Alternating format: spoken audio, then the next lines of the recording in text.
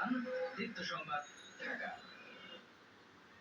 টানা কয়েক দিনের বৃষ্টি এবং উজানের ঢলে তিস্তা নদীর পানি বাড়ায় নদী তীরবর্তী এলাকায় ভাঙন দেখা দিয়েছে।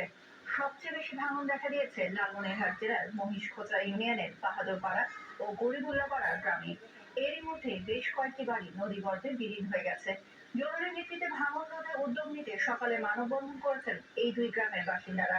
কর্মসূচিতে অংশগ্রহণকারীরা জানান, দ্রুত ব্যবস্থা না নেওয়া হলে এসব এলাকার 4 শতাধিক পরিবার গৃহহীন হবে, নষ্ট হবে কয়েকশো হেক্টর ফসলি জমি। বিশ্বের সবচেয়ে বড় ম্যানগ্রোভ ফল সুন্দরবনের নদী ও খালে আজ থেকে 31 আগস্ট পর্যন্ত 3 মাস ব্যাপী মৎস্য আহরণে নিষেধাজ্ঞা দেওয়া হয়েছে। সেই সঙ্গে এই 3 মাসে সুন্দরবনে পর্যটক প্রবেশের উপরও নিষেধাজ্ঞা দিয়েছে বন বিভাগ। এরই মধ্যে সুন্দরবনে প্রবেশের জন্য সব পাস পারমিট দেওয়া বন্ধ করা হয়েছে। বন বিভাগ জানায়, জুন থেকে আগস্ট এই 3 মাসকে সুন্দরবনের নদী খালের মাছের প্রজনন মৌসুম হিসেবে ধরা হয়। এছাড়া এই সময়টি বন্যপ্রাণীর জন্য প্রজনন মৌসুম। সে কারণে এই সময় মাছ ধরা ও পর্যটক প্রবেশে নিষেধাজ্ঞা দেওয়া হয়েছে।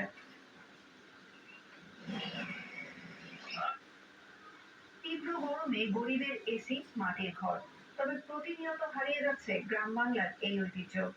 বন্যা আর প্রাকৃতিক দুর্যোগে কমেছে এর কদর। দিনাজপুরে বিলুপ্তির পথে এই মাটির ঘর। একটা সময় গ্রাম বলতেই চোখের সামনে ভেসে উঠত মাটির ঘরের উপর ছন কিংবা টিনের ছাউনি। অনেক